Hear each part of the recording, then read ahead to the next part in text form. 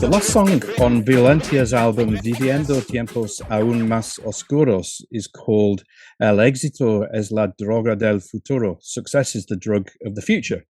Yeah. For me, the nerd, this is kind of interesting. I've often thought about how the words we use take on specific meanings, and sometimes those words are appropriated. I literally heard one just now, joy as resistance, which was started and used by black women, is now being appropriated by a bunch of white women.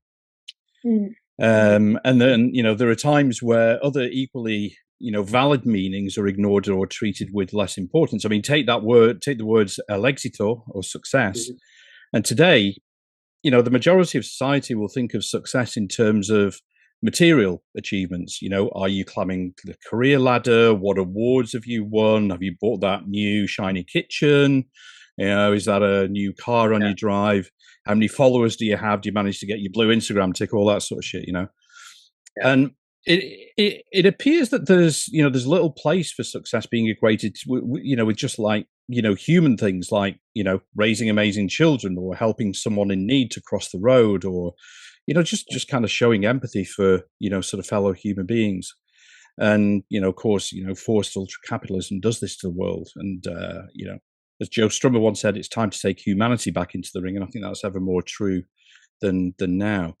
So that's my obligatory 3-episode rant over with, and I'm really honoured to have with me two members of Violencia, one of my favourite bands right now, and we're not going to talk about genre, and we're hopefully going to have a good rant together. So, Gobi and Marco, welcome. Thanks so much for taking the time out to come and have a chat. Thank you for having us. Yeah. And I've got to say, first of all, like a sort of special thanks for agreeing to do this in English. And I know I should. I mean, I've been going to Spain for a while now, but and my conversational Spanish is much better. But I need to spend more time amongst locals to really sort of develop that proper conversational. And also like Spain Spanish and Mexican Spanish are kind of different. So different. Yeah, absolutely. I mean, even like within Spain, if you sort of go from into different regions, sort of go from where we are up to Barcelona. It said, and to the obviously then up to Bilbao, completely different languages as well. But Right. Also, your Spanish sounds really good. I mean, you said the name of the album like nice. It was good. It's good. I like to recognize when I like when people make the effort to speak in Spanish, and also like to let them know, like, oh, I mean, it's good. It sounds really, because it's very vulnerable to speak another language. I mean, absolutely. at least I understand it because we are from a border town like Tijuana and San Diego, so you need to know English, and one of the main obstacles is stop being embarrassed and just like do it. Yeah. And to me, that was what happened. I mean, one day I'm like, I need to communicate. I'm making new friends in San Diego that also like to go to shows, and I don't want to be like uncomfortable. I'm just gonna stop being embarrassed, and I know they'll understand me. And nobody has ever made me feel like uncomfortable. So I always want to make people that make the effort to speak Spanish also like, you're doing good, and we appreciate it as well. Oh, I appreciate that. Thank you so much. It's funny. I was actually in touch with a I guess a Spanish teacher, and she was as a way to kind of help me, and she was saying that exactly what you said, Gobi, that the problem that most people feel is the embarrassment.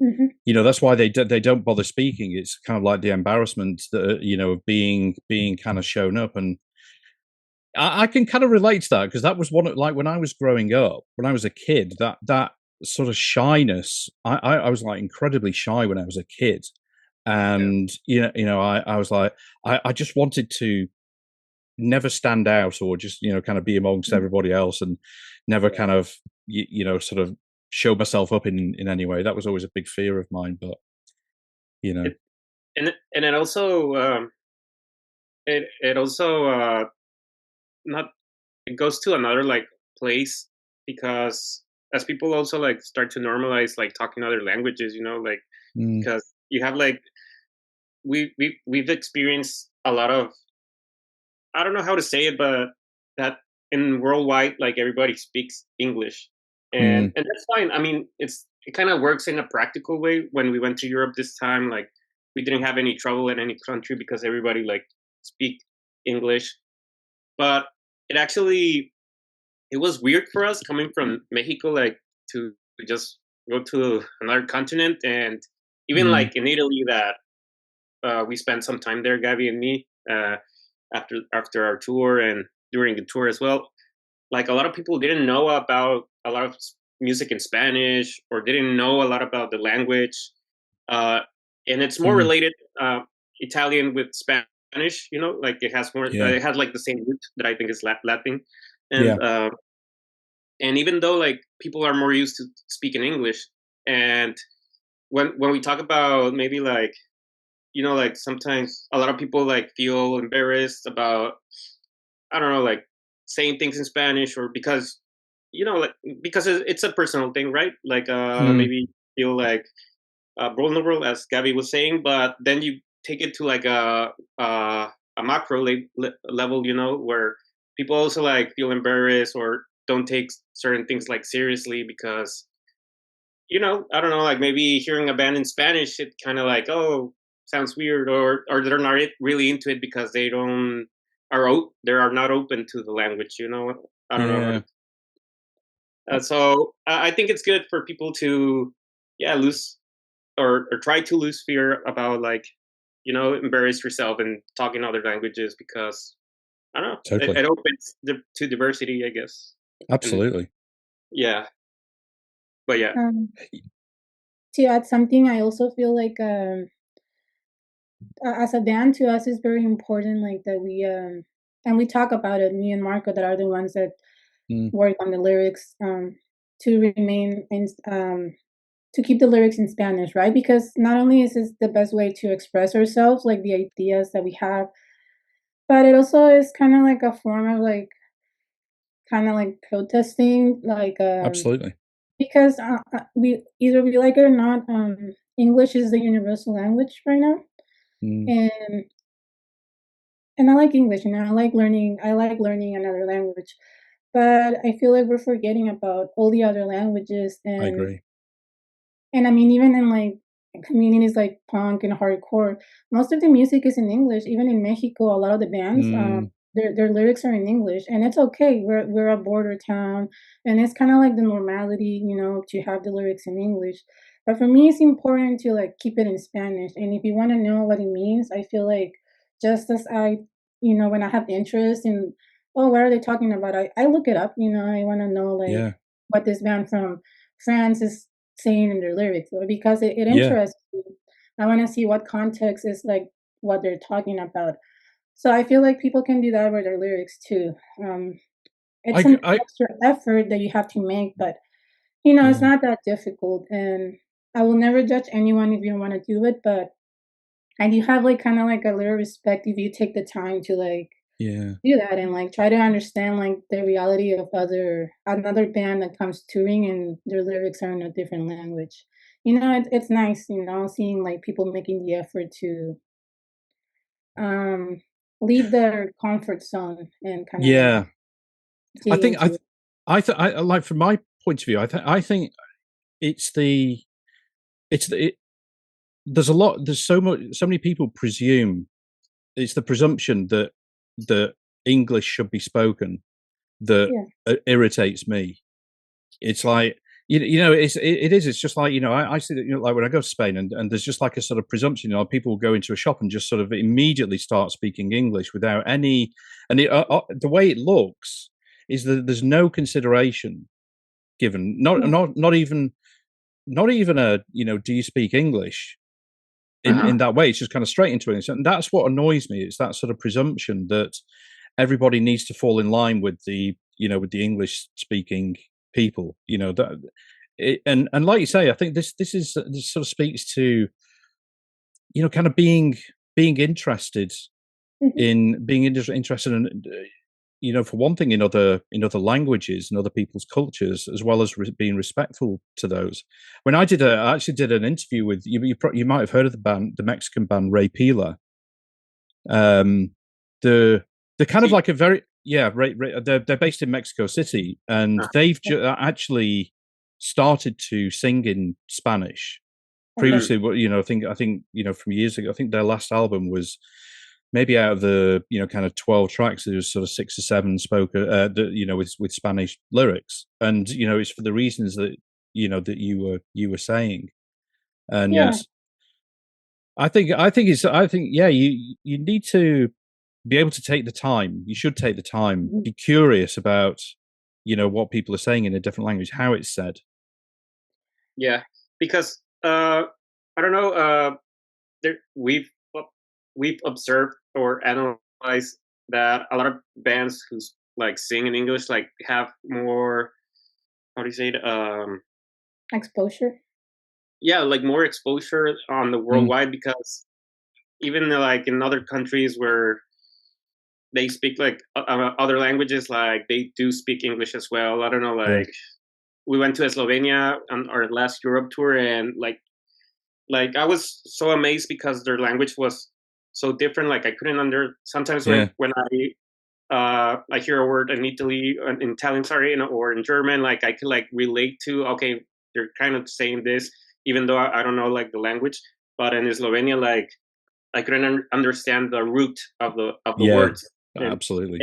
And everybody speak English like really fluent.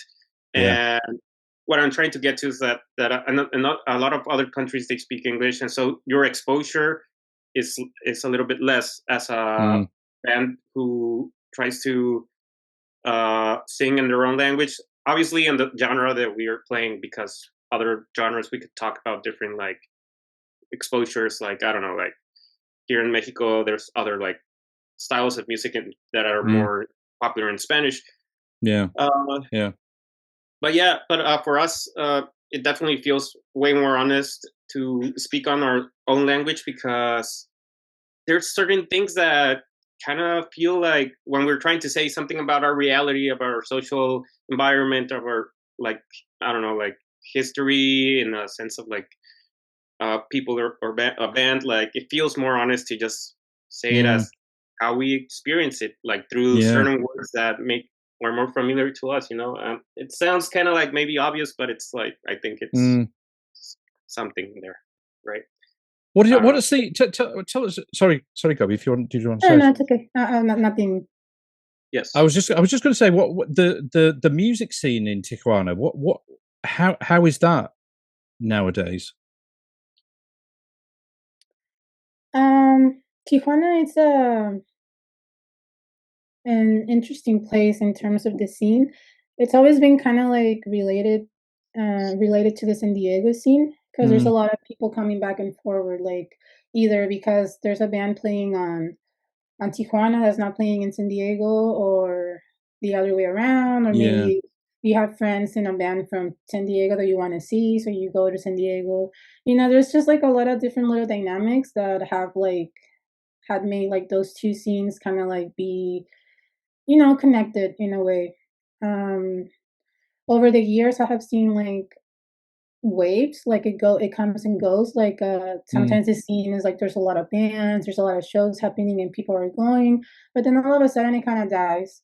And I don't know if it's like in every other city. I would think so, maybe that's kind of how it happens, but at least in Tijuana, it happens all the time. It's just like it's really populated, and then it kind of like disappears a little bit, and then it starts back again. And I think an important thing right now in Tijuana is that there is a scene, because there's people from the scene making like shows and making things happen. Otherwise, it wouldn't be happening, because over here there's no venues really. There's a couple of like little bars and like that allow you to do shows. And so if there's no venues and there's really no support from like other kind of organizations and other communities aside from our own community, so that's when people from the community, decided to start making their own shows. Like there's a new group of kids right now. Well, they're not new; they're always been around. But I recently started like hanging out with them, and they're called New Lords Booking, and those are the ones that are like they're doing all the hardcore shows in Tijuana, and they're bringing bands from, like, not only the US, but they also make the effort to bring bands from, like, see another band from Mexico wants to come to the city because we're all the way to the corner. We're, like, really far away from, like, all the rest of Mexico and all the rest of the big cities that have a bigger scene. We're really separated. That's why there's San Diego for us because that's the closest thing to us. Yeah. So right now it's if there is a scene it's because people in the community are like working on it. And one of them are the Nealers Booking that are doing like all the hardcore shows, and sometimes we do shows whenever someone asks us for help. So it really depends on again like the interest of the people going to the shows, right? If they really have like an interest of supporting or they're just going to like drink some beers or like, it just depends on the people in there and how much effort they want to put into the community that we have at the moment, right? Right. And it all depends on that, really. So it's hard. The community is supporting it, but supporting it when there's a kind of interest. I mean that kind of sense. Obviously, you know what I mean? Yeah, I mean, I don't know if I kind of like maybe didn't. I don't know if I explained myself that well, but yeah, I mean, if there's people that have interests like there is right now, I mean, they're doing shows, they're making the effort, they're putting their time because really you're not for doing sure. nothing out of the shows. You're doing it because you want to. You want to bring a band, you want to make them feel like, show them the city, you want to make them feel comfortable and let them know like, hey, here in Tijuana we have like bands and we have people that like this kind of music. Yeah. And like if you have that interest, then the punk hardcore community is gonna like grow, And I feel like in Tijuana, it's been an issue because not only specifically because people don't want to show interest, but because we don't have like certain tools like other places, like for example venues. We don't have venues with backline. If you do a show here, you have to like really like figure out, okay, like where are we gonna get the backline from? So it's really like that's what I meant. Tough. It's really like an interest from the people that like that music and how much you like it and how much you want to make it grow, right? And then like I mean give other kids the opportunity to go to shows, right? Just kind of the little things that make the community what it is. And it, like I said, it comes and goes because it depends on like the interest that the people have at that moment. Yeah, I to continue this that Gaby's saying, like I think we're missing a lot of like all ages places. Like I don't think we have a lot, or there's like one or two, maybe. There's a couple, but they're kind of like growing. They haven't been like they haven't been around for a long time, but I see that there's something there because what I experienced from my perspective is that I mean I'm 36 right now, so like all my friends that used to go to shows and stuff like that, like the number of people are starting to diminish a little bit, and Tijuana's an expensive city compared to other cities in Mexico, and a lot of people are just like working all the time, like everything's getting so expensive, and when you get to this age, like everybody's like, all right, like I have time to like maybe go to one show, maybe once every couple of months, or and anyways, when I try to get to is like a lot of people don't have a lot of time to like go to shows or do bands and stuff. So I feel like Tijuana has always had a good scene, but there's not a lot of bands all the time or a lot of like venues because it's not profitable, I guess, or I don't know why, but like venues died eventually. And I don't know, like there's a lot of bands going through the city all the time because we're like next to the West Coast in the United States, and we have a couple of cities next to us, Mexicali, Ensenada, Tecate, that people sometimes like to tour. And so it's a good place. It's a really strategical I don't know is that how you say that word, específico. Yeah, Or that's right. Yeah. so for people to maybe from Mexico City, you want to do like a West Coast tour, you kind of go to Tijuana, maybe do like a show in Mexicali, and then cross to San Diego, go to LA. So we have that geographical spot that it's good, but at the same time, it gives us like a really weird place because we're not in the United States, but we're not close to the center of Mexico where you have all do you know? Actually, in Europe, we were talking about Spain. Spain and Portugal are two. Spain especially is a huge country, and Spain and Portugal often get missed off, bands tours because because you have to go in. Yeah. And basically kind of then come out. You can't go to an adjoining country. You have to come back out again. Right. Actually, we've tried to this last tour that and this tour that we're gonna do on September. We were like, all right, maybe do France and Spain this time or something. And I don't know what happened, but we ended up not doing them, because it hasn't worked out for some reason. It's just Yeah, I think if you kind of talking financially, I think you probably you have to go to quite a few, to a few places, a few cities, and the bands that do go there tend to either go just to Barcelona, or Madrid, or those two, and then that's it. Whereas you've got good scenes in like Valencia, in Granada, Sevilla, even other on in Bilbao and on that north coast as well. But there are so many sort of moving parts as well. It's sometimes not always straightforward. Yeah, understand. So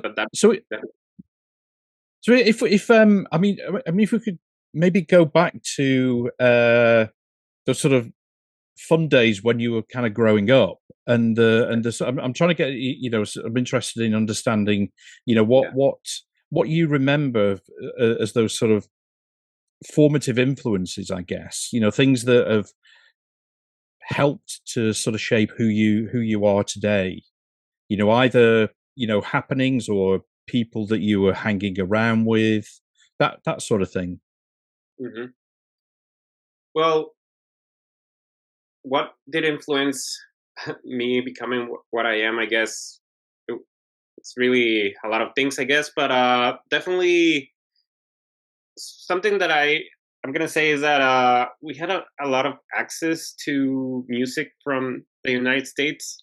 That was something that influenced me. I remember being a kid and that just like the radio, the local radio had like a radio station from San Diego called 91X. It was like it was kind of like a pop, punk rock, new wave kind of radio station, but at that point where you had to figure out how to get records in your hands, and that it was difficult to experience new music because it wasn't as easy as today, that you could just go on YouTube or Spotify or something.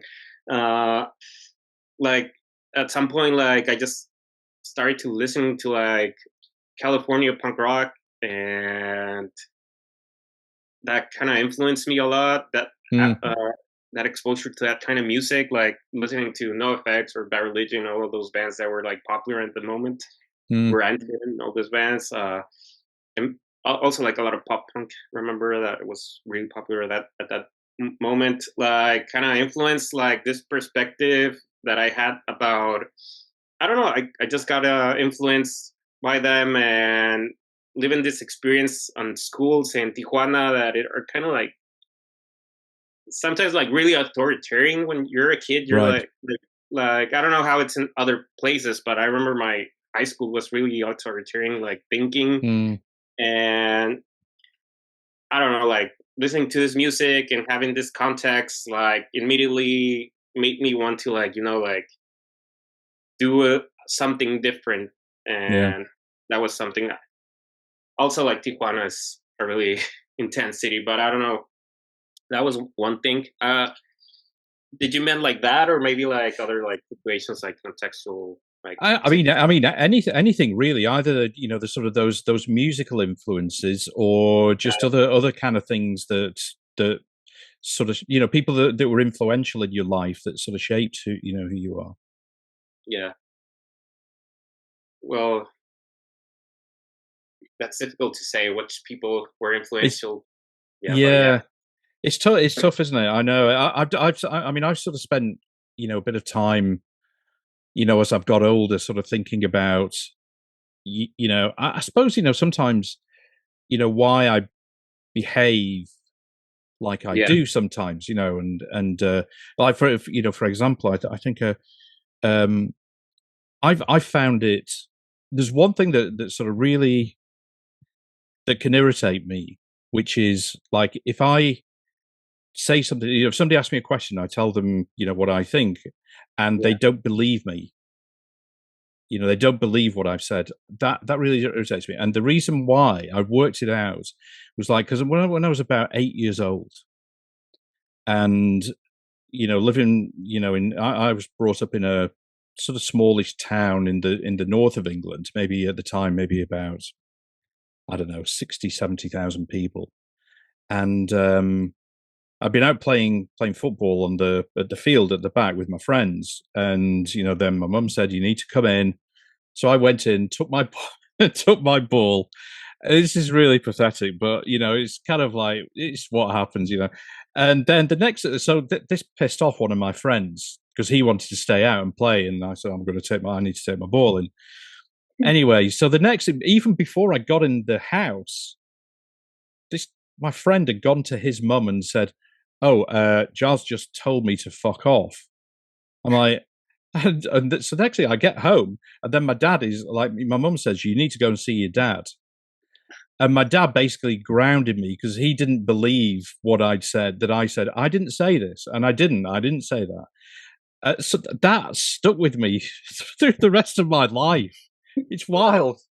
It's like a childhood trauma that you haven't. It is, yeah. I mean, it's like it's it's so minuscule. It's not like what lots of people have suffered as trauma, but it was just my thing, and it's. But it's valid. I mean, it's those kind of the things that you kind of never forget, even though you want to. It's still like there. To me, it's I grew up in a very Catholic environment. Like I went to a Catholic non-school for like almost 11 years. So I was really like I wasn't really with people that were like gave me like an entrance to like, oh, this is rock or this is like alternative music. It was a very like a specific kind of school with like a lot of people that have other kind of interests. I was on a scholarship because I was an honor student. So I something that I still have like a kind of like a childhood trauma is that, I grew up with a lot of pressure because I would go to like spelling bees and math competitions. And I would go to like one time I even went to like a history competition that would go on TV. So it was like a lot of pressure, because if you win, it's like and like if I win, they will like celebrate me, like, oh yeah, you did great, like it was a success, blah blah blah. Here's your like diploma. But if I lose, it was like challenging because like they will tell me it's okay, but like then you have the kids, right? Like, oh, you lost, and like kind of kids kind of bully you. So I did grow up with like a lot of bullying, mostly because of my position in the school. I was like in a school that I was like kind of like in a scholarship because it was a private school. So it was like a very difficult environment for me to like find someone like that had things in common with me. It was a very kind of different kids. And that really kind of like it's been challenging growing up because it's difficult like breaking certain ideas like a simple idea, like if you do something and it doesn't work out, it's okay. It's just like it's fine, it's you can get sad or like upset, but it's okay. And like growing up it can be difficult, right? Because if you do something and it doesn't work out, I usually will feel like bad with myself, like disappointed at myself, and I would kind of like just keep it to myself and I wouldn't talk about it. So that's not healthy. So it kind of like builds up after a lot of years. So now I like at least try to talk about it, like this happened and it didn't work out, and try to learn, like try to like destroy that idea and build it up again in a different way, like it's okay. Maybe as a kid, I feel the pressure, of like not being successful, even though I'm a kid, and I mean, a kid shouldn't have that kind of pressure. But as growing up, now that I kind of see the whole scenario, it's like, I'm taking the time to like, I need to like unlearn those things. And Really true. I don't know if I have unlearned them yet, but I'm working on it. It's a process. So I feel like that really influenced me in I don't know what kind of way, but it's there. Like growing up with a lot of pressure, it's like difficult. And also growing up in a very like Catholic environment, because Mexico is very and my parents weren't even that, they're not even that Catholic, but they have this idea that, oh, it's a private school and it's a non-school, so it's gonna be good for you.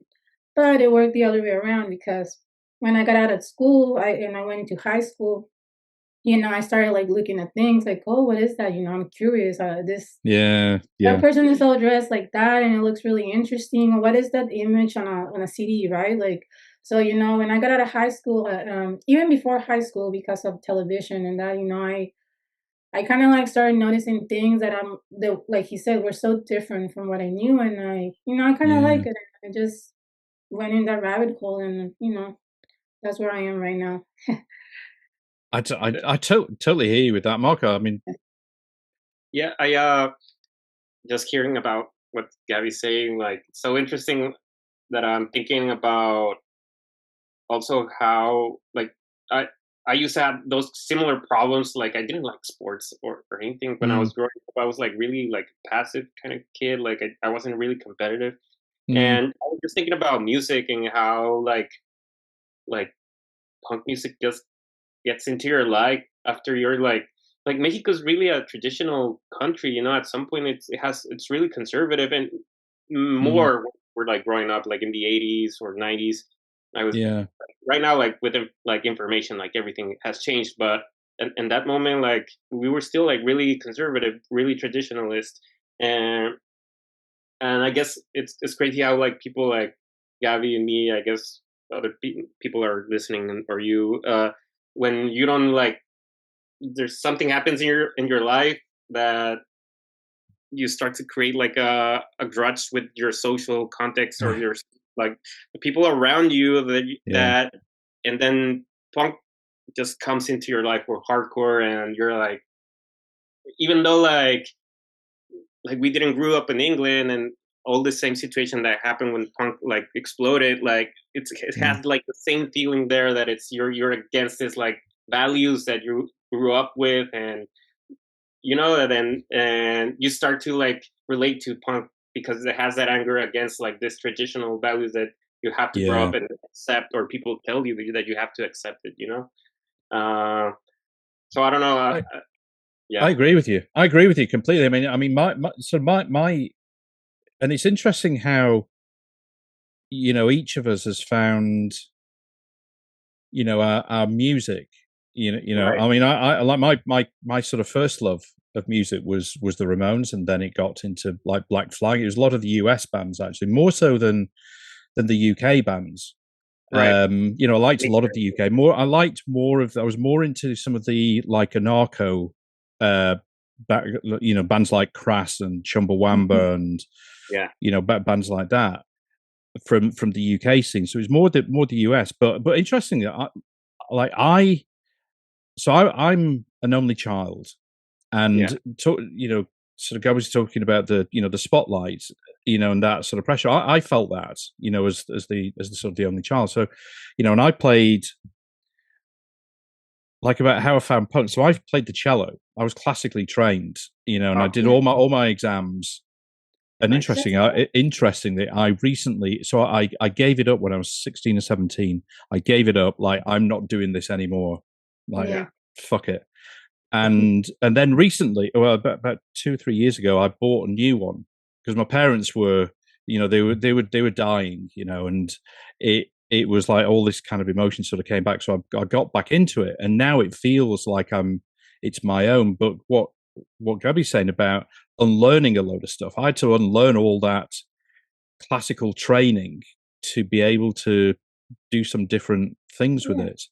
But I found punk probably as a classic sort of rebellion against my parent. The usual sort of story. It just sort of spoke to me as something that I knew my dad hated it. I hated it, but that was great. That story you said about the playing the cello and you being like, no, I don't want to do this anymore. Yeah, I think it happens a lot. Like I told Marco one time a story about me when I was a kid. I my mom was very traditional with like what and my dad as well with like what a woman and a male values, right? The different kind of values and how do you have to act as a woman and you know.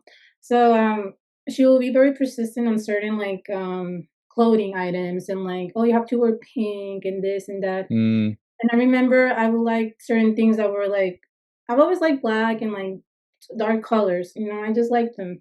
And she will be like, no, you have to wear pink because it's like a woman's color. And I really, for a long time, I never wore pink growing up. It was like, no, I don't like this color. I don't like it.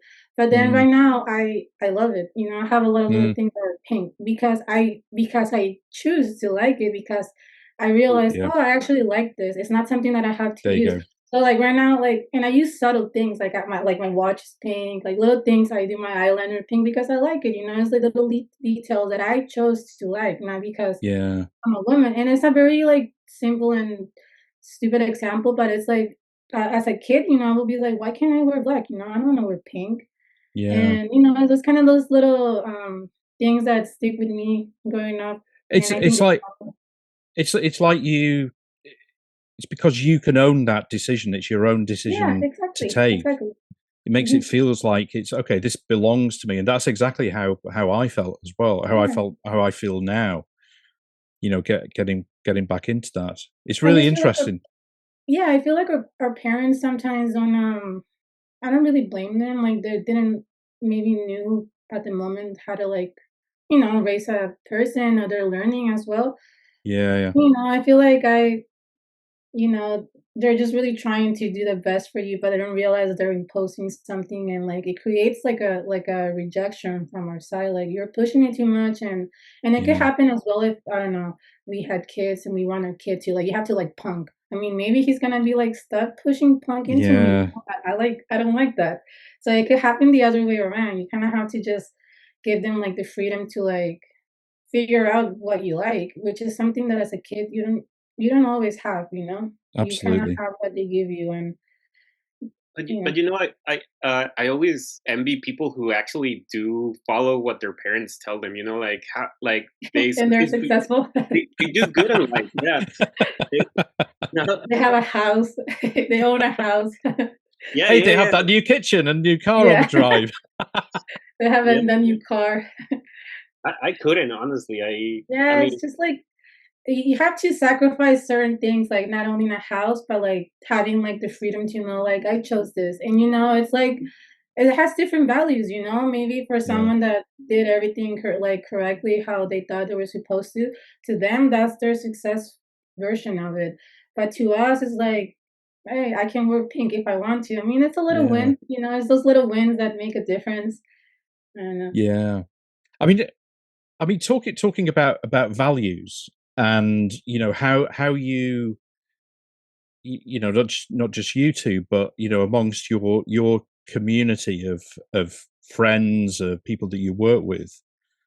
I mean, do you think that it was the values that sort of brought you together, or does that how important does that? Because the reason I'm asking that is because that I think values stay with you through your life. They may some things may become more important, but kind of core values always stay with you. But I found as I've got older that people that I hang around with that I have the same values are so much more important now, to me at least. I don't know how you feel about that. No, definitely. I think we, or speaking for myself, I struggle a lot with people that don't have the same values. You know, like I was telling Gabby today or yesterday how like I can never make a lot of friends at work, even even though they sometimes are like the same age or have like similar like taste. Like it's really difficult for me to make friends at work because they have like really different values that I don't sometimes I don't understand. And if we go to the root of everything, maybe everybody wants the same thing, just be happy and be okay with whatever they have, or just go by life, whatever. But after that, like there's like how you do things or your ethics, how you interpret like situations. And I don't consider myself like a person that is like what's the word, like a really elitist, I guess, in that sense. Like, oh no, I'm not gonna talk to you because you think this way. But sometimes I don't really feel like talking about or losing my time sometimes about other kind of ways of thinking that I don't really relate to anymore, because I guess time is just going faster and faster, and I feel like I rather like talk to people that understand what I'm trying to see in life. I agree. Yeah. I totally hear you with that. Totally hear you with that, Marco. That's, I mean, I've felt like that as well. I think you know I've probably lost some friends, you know, along the way. I always think with my parents, they kind of had like friends for life almost. It was like their friendships didn't change that much. They were just kind of there. But now, for me, it seems that people come and go out of my sort of friendship circle, and you know, I've definitely lost people because I'm the you know, through that exact same thing that you were describing, Marco. It's like I don't feel like I've got time, and it's sometimes I feel it's a little bit.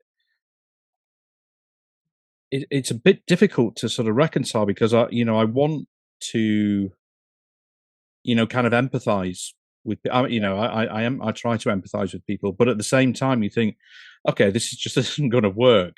You come to a time where you just say, fuck it.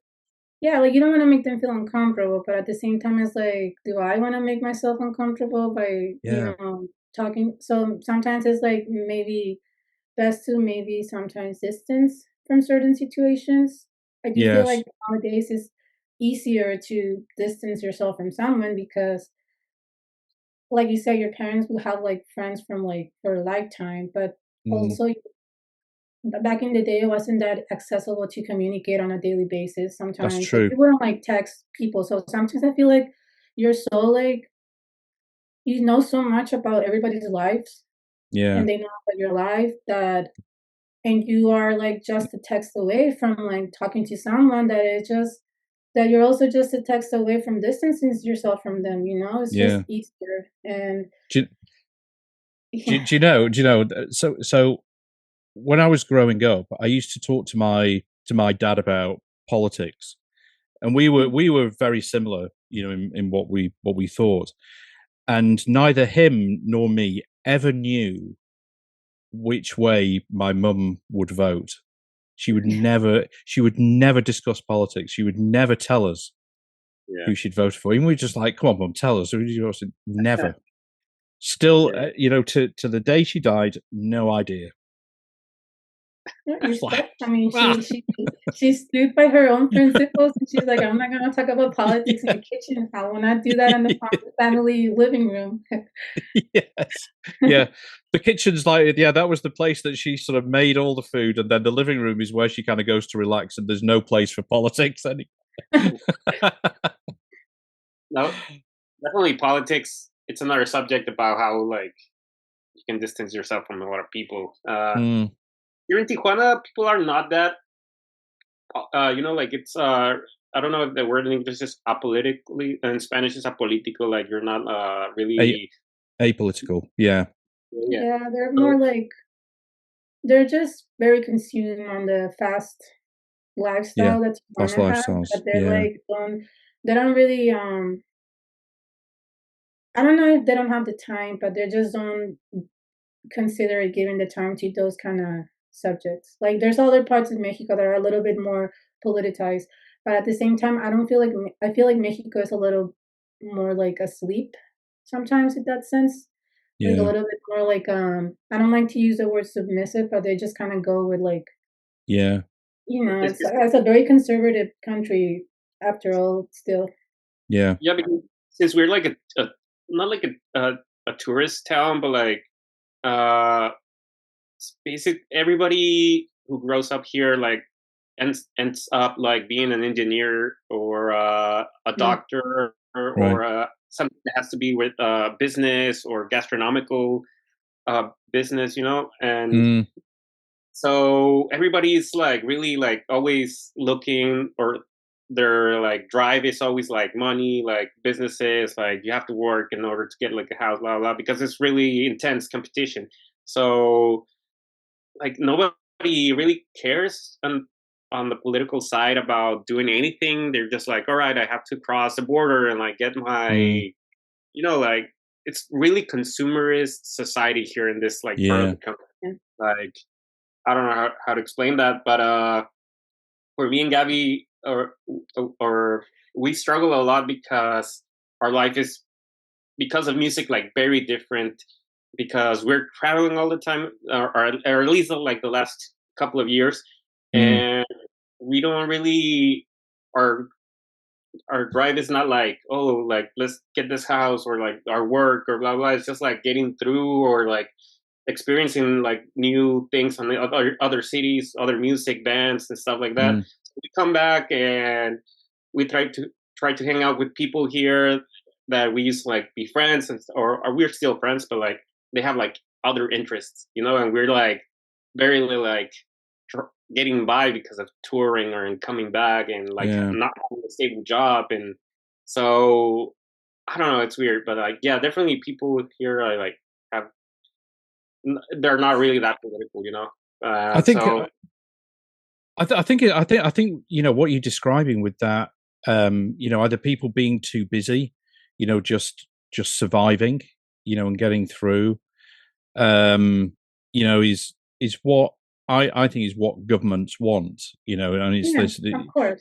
kind of keep busy. It stops people thinking, in their spare time. It's a way to keep the lid on people, They want you you to know. see right, this dated, like, oh, just release the new iPad, let them buy the Yeah, new iPhone, let them watch the new TV show. Yeah, like there's like little things that distract people and yeah, they make people not really want to show any interest in things that are gonna make them question like not only the authority but like yourself and yeah, are you living? Am I doing really what I want to do? It takes like a lot of effort to question those things because it's scary. Sometimes I do think, am I like, is it like okay? Like, is this a, I like my lifestyle. I like doing this. I never thought I was gonna mm, travel to Europe or Japan because like not a lot of people get that opportunity with minimum wage. So I do question myself sometimes, and it's scary because you don't have the answers sometimes. But that's yeah, just it's like you said, if you decide to stick into a community, like if you decide to be a lifer in the hardcore and punk community or adjacent like subgenres, like you're gonna have a lot of uncertainty in your life yes, because yeah, it's not a lifestyle that is designed like after you get out of school and it's not like an option that schools give you. They don't tell yeah, you, oh, you can also be a musician if you want, and maybe you can do this or that. They don't tell you that. They're just like, to yeah, me, it's like, okay, you're out of high school. What do you want to do? I didn't know yes, what I want to do. I got out of high school and I took a year and I work and I travel for the first time and then I'm like, okay, I'm gonna go into college and like I want to do this. You need a little mm, bit of time and freedom to like, because you're young. I mean, you can't like make yeah. those like decisions I mean, and then you're too old and then that's too old. It's pressure because I'm getting old and I need to yeah, decide. Like, so it's always like, yeah, I it's a lot of uncertainty. I completely agree with you there. I think that, I mean, that is that's one of the reasons that I'm interested in talking to to you, to other musicians, but is because I think other people who go and look for sort of who are looking for paid employment as their kind of main thing, and to get promotions. They had so all that whatever job security people had in years gone by is gone now. It's really uncertain. So for people, I think, that have that mindset that I want to buy a house, and that's what I want to do. So I'm going to put all this debt onto myself, and I need to earn this amount of money. I think, like, nowadays, that's huge pressure to sort of put yourself under. Yeah. Huge. That you have no like room for sort of maneuver. Mm-hmm. No, or like actually, like, even though like we don't, it's not the thing that like makes us our motivation. Yeah. We also, me and Gabby, that we're married, we also like start to think about like, okay, well, I guess at some point we have to start thinking about this. I guess because it's definitely like a race that I'm saying that against time, because. Fuck, everything's like so expensive, and how much time we will get to like will we ever like get a house of our own, like start to think about that, and so much pressure, and it definitely creates anxiety, creates crisis, like psychological crisis in that sense, or existential crisis. Because everything on the future is uncertain, and people are always trying to control that, I guess, with money, with jobs and stuff like that. But it's always uncertain. That's also a thing. You never know what's going on. You could try to control it, but you never know. And I don't know. For each of you, what do you think it is? What do you think you have that allows you to, I guess, kind of manage those, that sort of anxiety and living with that uncertainty? I think I don't know if this is a word, we tend to be resilient. Yes. When we Yeah. Like go, we're just like, well, I want to do this, and I mean, at least, like, for example, in the terms of like what we're doing right now, which is the band and like touring, and it's been a lot of effort, especially for us, since we, like, for example, Marco he's a teacher, a philosophy teacher at a high school, and like you do have to sacrifice certain things if you want to tour. It's difficult juggling like your job and touring. And at one point, I'm a veterinarian technician, and at one point when I was still working in the field, it's an intense job. I love it, but I had to kind of like stay away from it a little bit because it was too much for me, and then I wanted to like focus in music. So I lost my train of thought. I was going somewhere with this idea. You were going. I've no idea where you were going. No, we were talking about how you kind of manage with those. Oh yeah. So sorry about that. But it's just like kind of like, to me, it's been a challenge because I am a very I have dealt with anxiety a lot. I feel like everyone, sometimes people say it, but I feel like it's present in all of us. And to me, it's just kind of like learning how to like calm down and look at the whole scenario and like decide like, what am I gonna do? And sometimes it's not good because I overthink it. I overthink and I'm not doing anything.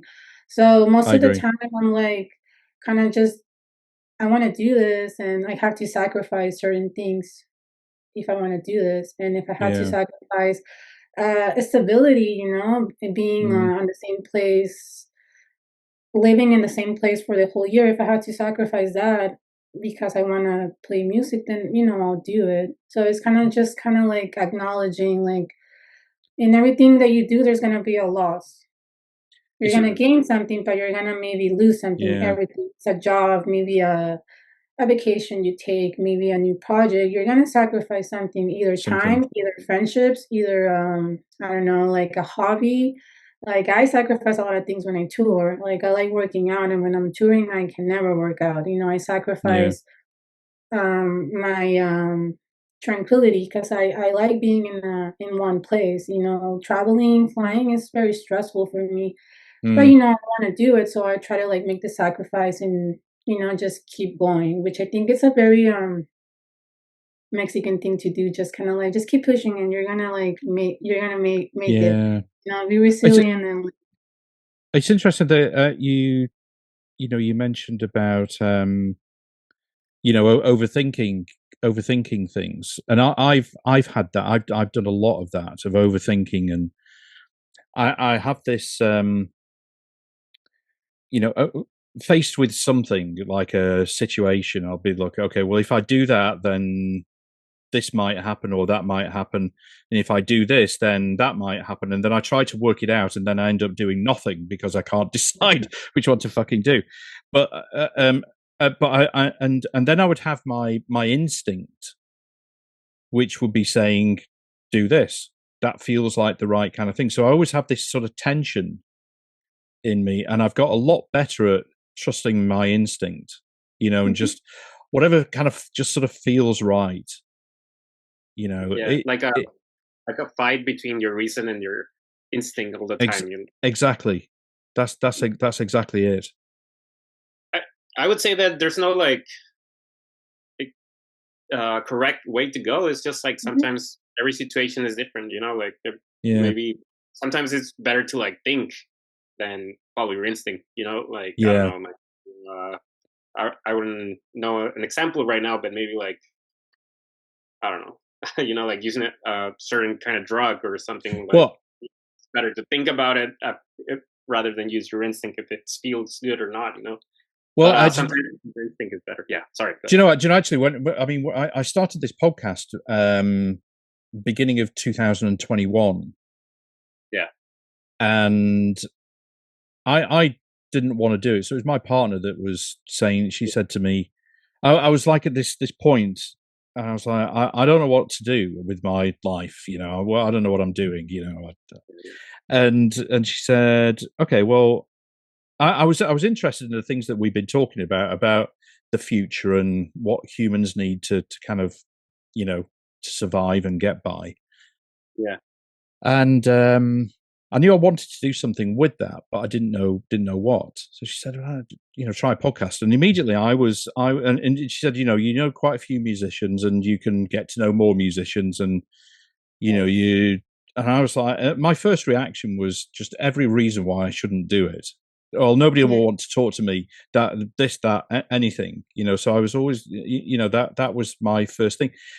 When I started stepping away from that, I'm just kind of thinking, I kind of knew that it was a good idea. It was worth trying, but I still didn't want to take that risk, that sort of risk of rejection or, people saying no, which of course people do say no, they don't want to come on it. And there can be so many reasons why they don't want to do it, and that's fine. But when you first started off, it's like, the reason that they said no is because I've done something wrong. That's the first sort of reaction that I get, and sometimes, that kind of analysis of things is pointless. Just if I'd have gone with my instincts, I would have started it earlier. Yeah, I guess because I've been in that position as well. Well, I'm in that position all the time. I guess like every fucking day, like I have like one of those should I not do this and I guess I fight it too. Also, like you were saying, I always try to fight it because at some point I feel like it's like a fear that I have of my idea of me being crushed, and and I'm always trying to fight that. It's difficult. I'm always losing that fight, but yeah, because you're scared about thinking, what if people say this? What if I don't do it the correct way and stuff? But like, yeah, you're right. That instinct of like just do it, maybe it'll be good, maybe not, but you did it and you can get it out of the way. And do you have that with writing new music, with playing live? Yeah. Right now, I feel like we've been working on the new record that we're not gonna record it until the end of the year, but like Marco keeps telling me, like, it's different. I don't know how people are gonna like react to it, right? Because it is slightly different than our previous music. But I mean, you just kind of have to do it. Sometimes it's nice to even say it out loud. What will people think of it, just to kind of get the idea, and then you're like, oh, whatever. I mean, I feel like that every time not every time, but like, it has slowed down a little bit. But whenever we play, it was a torment. The 15, 20 minutes before playing our set, it was just a torment for me because I'm like, am I gonna make a fool of myself up there? What if I trip and fall? What if I don't know, what if I say something and people don't understand it, and it's just something that I think about it. But then I'm just like, I'm already there with the microphone, so I don't really have a choice, I'm there, I'm just gonna do it. So it's kind of like ideas that pass through my head and like a little different voices that I have, and not like I'm crazy, just like different ideas. And it's sometimes to me it helps to say it out loud, and like then I kind of like, I'm just gonna do it. And in that situation, like I said, there's no way around because I'm already there. But it can apply to different situations, like even simple things that, even like an example, going to the gym, like it took me like so many weeks to actually go there. I'm gonna go today, and then I'll get like, no, I don't know if I'm gonna like it, or I've never been to a gym, so maybe. And it took me like almost a month to go, and then I went, and I like it, I'm like working out. It's kind of like getting out of the comfort zone and just doing it one time. And if you don't like it, then you didn't like it. So it's with music, I do feel like maybe Margot can add a little bit more because he is kind of writing a lot of a lot of the new songs. He is writing on them. He's working on them, so maybe he can give a little bit more input on how he feels about that. Dude, I stress really bad about it all the time, but I guess I'm trying to not think about it that much anymore. Like I think of the guys in the band always tell me I'm a perfectionist. I don't know how true it is, but yeah, I overthink like every riff of every song that we do, and for me, it's kind of has to be that way because, obviously, it has to like feel like, okay, this feels cool, but I also like think about it, everything like, oh, like this riff kind of sounds like this riff, but maybe with this slight twist, it could like go through this way, and if we talk about lyrics, it's another ball game, but it's also like, oh, what we're trying to say, what people are going to interpret about this words, about this idea, everything.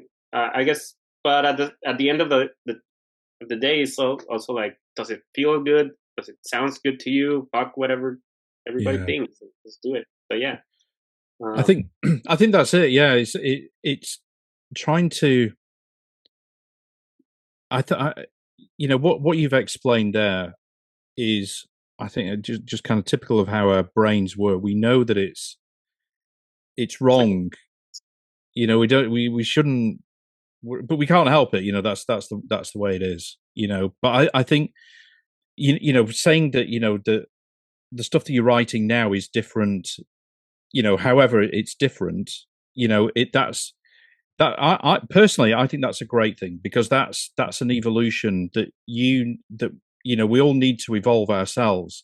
Unless you're like, I don't know, like AC/DC or Motorhead or the Ramones. I mean, like every other band, you can't stagnate. You have to move. And I always think, when you think about fans, if fans embrace that, great. If they don't like the new stuff, what can you do? You can't please everybody all the time. You just can't. All you can do is do it with the same conviction, what feels right to you. Right. That doesn't help. It doesn't help the voices in your head. It doesn't help.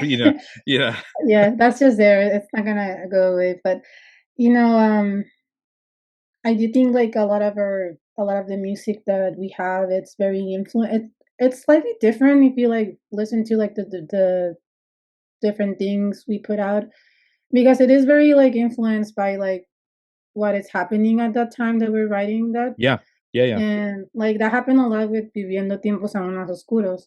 Like Marco worked on that album throughout the pandemic. Like he had a situation in which I fortunately kept working throughout the pandemic. I work in the US, and like you know, the veterinary clinics didn't really close, so, you know, I had a job, luckily, but he's a teacher, so he had a lot of free time, so he Yeah. spent a lot of time working on that record, and he will tell me, like, "We need to, like, put out this record because it's, like, it talks about what's happening right now, you know, all the context that is happening, like, on Yeah. the society, around, like, personal, level, you know, it is, like, right now what's happening, and people should, like, also see that, right? And, like, even though people sometimes don't even care about the lyrics or, like, kinda like the Yeah. theme of the record, but, yeah, I do feel like, it is very influenced, and this one is, like, different, but it's also very influenced in what we're living at the moment, you know? Our Yeah. reality, it's very about Tijuana and, like, our reality and being in a border town. It's, like, very influenced by that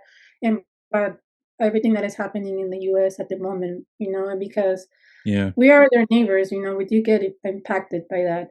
So, Yeah. yeah, you know, it's like you said, different is not, is nothing wrong. We just learned that sometimes different is wrong or weird, Yeah. which is also another idea that we have to, like, unlearn. But yeah, you know, I also think that different is nice, you know? It's Yeah. nice to change it up and, like you said, evolve a little bit with the sound or with the lyrics, you know, and if people Yeah. like it, people that are Yeah, gonna like it is because they really, like, analyze and they really make, like, they give time to a record to, like, listen to it and, like, understand Yeah. it. And I feel like that people will like it, you know? Or at Yeah, least, for like, sure. understand what we were trying to do. Yeah.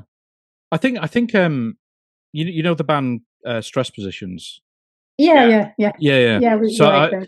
so I went when they were last over in the UK. I mean, Stephanie was on my podcast. That's I got introduced to Stephanie through Justin Pearson, Okay. and so I became friends with Stephanie. And then when they toured the UK, just this April just gone by, I went around with them and did some like a tour diary for them, like a video tour diary, and Yeah. it was just so much fun. It was just so great with them. They're just like just a great bunch of people, and but that was, you know, they just released Human Zoo, or were about to release it, but I know that they had sort of like a similar thing. It's a different sound. There were different influences coming into that record than their previous ones, and I'm sure there's going to be a similar kind of thing, you know, when they do their next one. You know, Yeah. it's seems to be sort of part of evolution, you know, of a band. You know, a band that wants to progress. You know, which, Yeah. you know, clearly you do, and I think that's a really just a really healthy thing to have, but just kind of keeping those voices Yeah. just shh, shh. I mean, it's I'm gonna keep them quiet. Yeah, I guess it's also like a therapeutic like process. Music. That's why it's also like I guess it's useful in that sense because as a person you have all these ideas going through your mind all the time with life, with your mm, context and everything, and that's your media. The music is like the way you like vomit all those feelings, you know, like, oh, yeah, like I have all these things that I have to say, like I always remember this Bukowski thing that he said that I don't know, I'm not really a big fan of Bukowski or whatever, but like I mm, remember he saying like the only writers that I think should write is the ones that actually need to write. They need to say something. They need to like write something because they have an urge to say something. I don't know if that's how he said it, but I remember it that way. yeah, And I feel I think that's how we write music. Like we we have something to say at the moment, and that's what we need to like put on those lyrics. mm, And sometimes it's about a really random topic. Like right now, we're gonna release like 3 songs with a band from Portland called Dry Socket, mm. and Oh yeah, I know them. Yeah, yeah, and it's weird because the 3 songs talk about the same thing. They talk about like depression, mm, and it was like a really like moment in my life, like a couple of years ago, that I were like writing about this like feeling that I never acknowledged in my life that I had. Like at least at that point, I acknowledged it. Like, oh, I think I'm going through a depression, mm, and I start writing with Gabby about these feelings, and those 3 songs are about that. And like this new record that we want to try to record like in December, January, has to do with a different thing. It's really political because I guess right now I was going through an immigration process that went wrong, and like like I got stuck, not stuck, but we're trying to immigrate to the United States, and they put me like in a waiting process that it was like undefined how much time, and like they took away my visa and like a lot of bullshit. Yeah, it was bullshit, but I ended up like just like everything went well like a couple of weeks ago. Like it took like months, but now everything's okay. But like with everything happening with Trump and with all this inequality in Mexico and like our border situation, like that's what the album is about, because that's what we were thinking. So at the sense, it's like a theoretical way of like putting all that outside of us, you know. But and also yeah, it kind of documents a moment in time as to right, yeah, what was going on in your life then. You know, which I always think is interesting when you in 10 years' time when you look back at that, it's like, okay, you know, that's what was happening then. So you don't go, oh fuck, what was I thinking? because that's what was going on. Yeah. And I don't know. I guess it just feels honest. Sometimes it could be you have nothing to say, and I guess that could also happen. It has happened to me. I've tried to write a song when I don't have nothing to say, and it's usually not that good, or it's just true. Yeah. Sometimes it is good. Maybe you write something out of fun, you know, like that's cool too. There's other like ways of like getting into music or like writing music. For us, it's that it's always really emotionally intense with the moment, and sometimes it's political, you know, emotionally. It's like only about emotion. Could be political, you know. And I think that's the way that that's like just like a really attractive feature that you have, because that's the way that you're relating to, you know, to people that are listening. You know, because if you're experiencing a situation, there will be, not everybody will be experiencing that, but some people will be. You know, so that's how you kind of get that connection. It's things that are happening to you. That's personal. That's how I feel. That's how I feel that music that really kind of draws me in. You know, obviously I'm not everybody, but that's what draws me in, is when, you know, I get there's a kind of connection. You can kind of feel that it's, you know, it's relatable to what's going on in your life. And that's what I love about hardcore and punk, man, that you do that, like exactly, like that's like an instrument, a media to like relate to other people in the world that kind of feel like the same way that you do. And it's crazy when we're on tour, like we meet people and I'm like, yeah, I feel like you're my friend, but I've never met you, because you feel like the same. I know that you have like a different culture and different ways of explaining, saying things or blah blah, but I feel that we have that same feeling that drives us, you know, and we're connecting here because of music. I think that's fucking awesome. I don't know. That split with the dry socket that we're gonna release. I'm very excited because it's I really like the band. I think they're very dedicated, and we met them before. They're friends of ours, but yeah, I'm just very excited. And like you said, it's like it kind of talks about a process of depression. Like it's 3 songs, and something that's very it can be stressful, but it's also fun to me. It's like when we're trying to like when we're working on the lyrics and on the concept of either the whole record or what artwork are we going to use.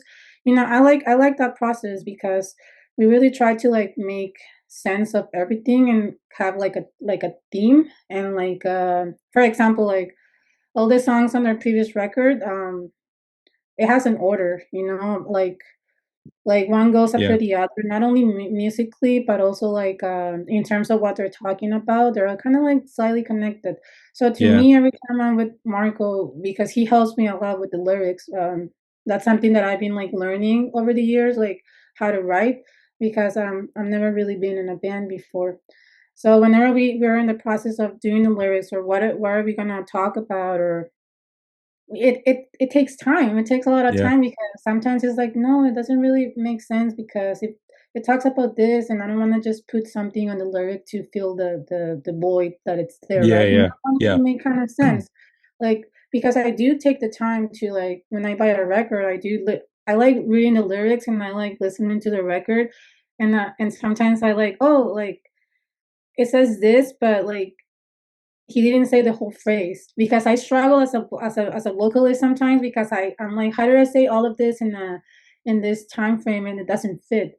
And I Yeah, yeah. notice that people like vocalists sometimes, like, they don't say certain words, but in the lyrics it does. I don't know if it makes sense. Yeah, So those yeah, little I get you. things I like analyzing them, and I do think like the whole process of the lyrics and what's gonna be the theme of the record or the EP or whatever, it's like very important and it's very fun, especially if you have someone to work or help you with.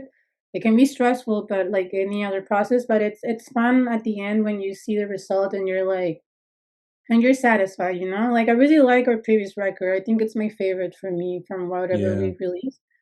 I don't know, it's just like very honest, and yeah, I think it's very relevant to still to today, you know, 3 years later. I think it's all very relevant. And whenever I see someone like telling me, oh, I like this song or the lyrics, it really I like it because they're like, oh, you yeah. took the time to actually read it. Read it. So Yeah, yeah.